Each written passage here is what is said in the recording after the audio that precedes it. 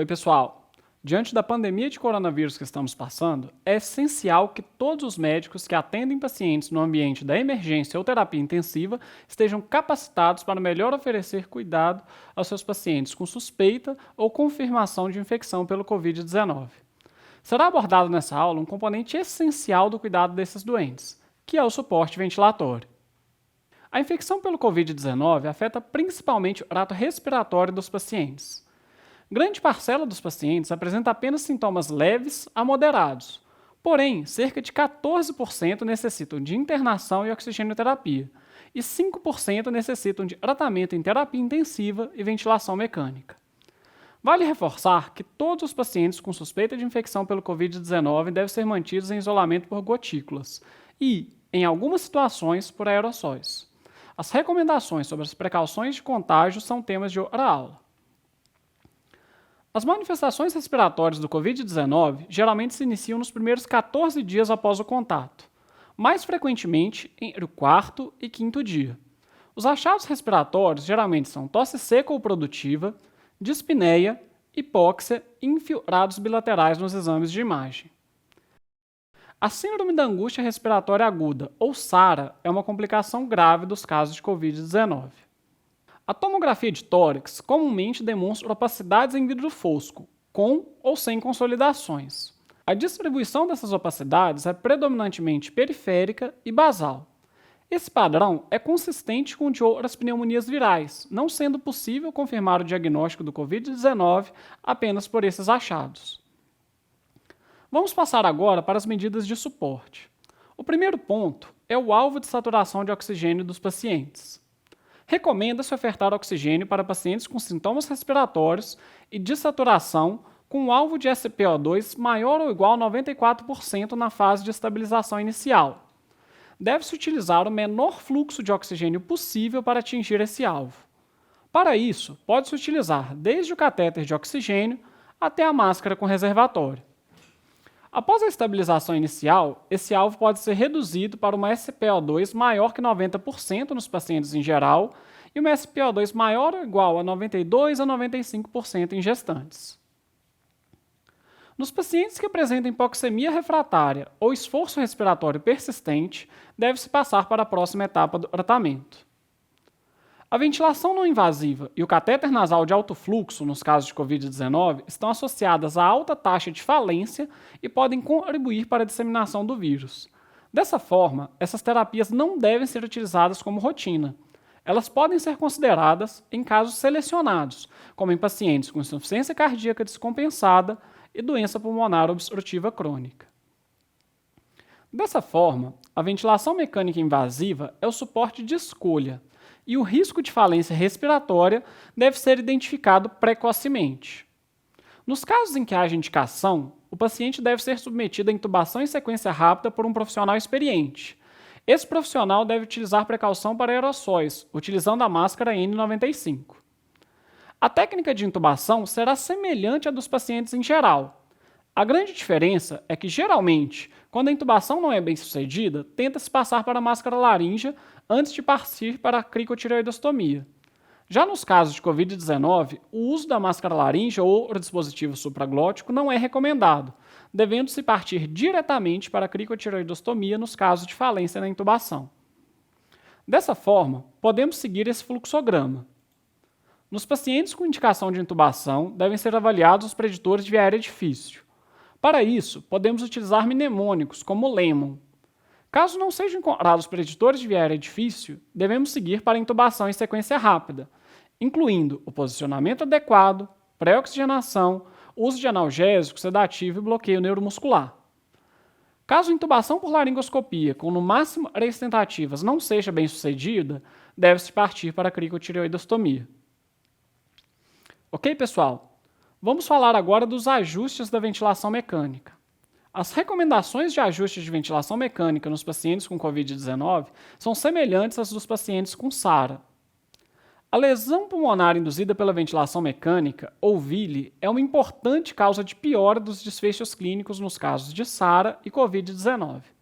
Dessa forma, a estratégia de ventilação mecânica no Covid-19 deve ser destinada à prevenção da VILE e se baseia principalmente em volumes correntes baixos e PIPs elevadas. A estratégia com baixos volumes correntes comprovadamente melhora o desfecho clínico de pacientes com SARA. Deve-se iniciar com volume corrente de 6 ml por quilo e reduzir até 3 ml por quilo nos casos graves, se possível.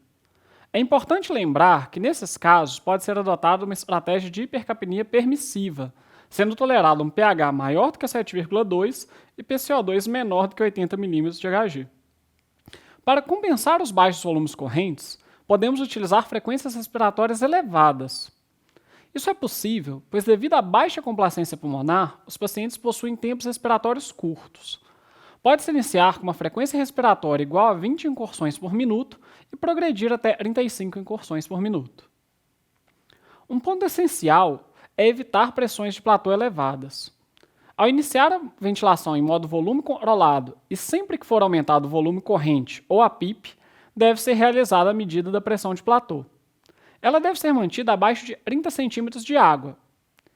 Vale lembrar que pode ser tolerada uma pressão de platô de até 35 centímetros de água, caso a pressão de distensão alveolar esteja abaixo de 15. Isso ocorre nos casos em que se utiliza PIP superior a 20 centímetros de água. Para a realização da medida da pressão de platô, o paciente deve estar entregue na ventilação mecânica, ou seja, sem esforço inspiratório, e deve ser realizada uma pausa inspiratória com duração de meio a 2 segundos. Um outro ponto a ser observado é a pressão de distensão alveolar. Apesar de menor evidência que a pressão de platô, ela também parece estar associada à lesão pulmonar induzida pela ventilação mecânica e deve ser mantida abaixo de 15 centímetros de água. Vamos relembrar aqui, então, como verificar a pressão de platô e a pressão de distensão alveolar. Vejam esse gráfico de pressão de um paciente ventilado em modo volume controlado. Foi feita a pausa inspiratória. Vejam que a pressão de pico foi de 40 centímetros de água, porém a pressão de platô é igual a 30 centímetros de água, que seria um valor adequado. Agora, vamos ver a pressão de distensão alveolar. Ela é calculada pelo valor da pressão de platô menos a PIP, pois é essa pressão que efetivamente distendeu os alvéolos. Nesse caso, seria 30 menos 5, ou seja, a pressão de distensão alveolar é de 25. Então, apesar da pressão de platô estar adequada, a pressão de distensão alveolar está inadequada e deveria ser ajustada. A segunda característica da ventilação mecânica de pacientes com Covid-19 é o uso de PIPs elevadas. O objetivo da PIP alta é manter um maior número de alvéolos abertos e evitar a abertura e fechamento cíclicos dos alvéolos com desenvolvimento de aterosclerose. Existem tabelas que podem nos auxiliar a escolher a PIP de acordo com o FiO2 que o paciente está precisando naquele momento. Nos casos leves, podemos utilizar tabelas com PIPs mais baixas, como a do estudo ARMA. Nos casos graves, são utilizadas tabelas com PIP mais alta, como do estudo Alveoli. Seguindo nos outros ajustes da ventilação, na SARA devemos utilizar a menor FiO2 possível para atingir uma saturação entre 88% e 94%, lembrando sempre de reduzir a FiO2 antes de reduzir a PIP. Dessa forma, a estratégia de ventilação mecânica no Covid-19 pode ser resumida da seguinte maneira. Pode-se utilizar o modo controlado a volume ou pressão, desde que respeitado um volume corrente de até 6 ml por quilo, pressão de platô menor do que 30 centímetros de água e pressão de distensão alveolar menor do que 15 centímetros de água. A frequência respiratória deve ser superior a 20 incursões por minuto, podendo chegar até 35. E a PIP deve ser elevada, utilizando as tabelas estudadas para a SARA. Vamos entrar agora nas manobras de resgate ou manobras que podem ser utilizadas nos casos graves. O bloqueio neuromuscular é controverso e deve ser reservado para os casos em que não é possível adaptar o paciente na ventilação mecânica apenas com ajustes e sedação. A posição prona está indicada nos casos com índice de oxigenação menor do que 150 na ausência de contraindicações. Nesses casos, devem ser feitas sessões de pelo menos 16 horas. As sessões devem ser repetidas até que se obtenha uma relação PaO2-FiO2 maior do que 150, com PIP menor ou igual a 10, em posição supina. O recrutamento alveolar, apesar de muito utilizado no nosso meio, possui evidências de malefício e não deve ser utilizado de rotina. Existem ainda mais duas medidas menos comuns que podem ser utilizadas. São elas o óxido nítrico inalatório, que está indicado nos casos de SARA grave associada à hipertensão pulmonar aguda e falência do ventrículo direito, e a ECMO, que pode ser feita nos casos de hipoxemia refratária após a otimização da ventilação e uso de manobras de resgate como a prona. Por fim, é importante ressaltar que deve ser evitada a desconexão do paciente do ventilador, tanto para reduzir a contaminação, quanto para evitar a despressurização e piora da hipoxemia. Para isso, deve-se utilizar aspiração em circuito fechado e, nos momentos de desconexão, recomenda-se clampar o tubo com uma pinça. Chegamos ao fim da aula. Convido vocês a assistir às outras aulas sobre o tema para que possamos contribuir da melhor maneira possível para o cuidado dos pacientes com Covid-19. Até a próxima!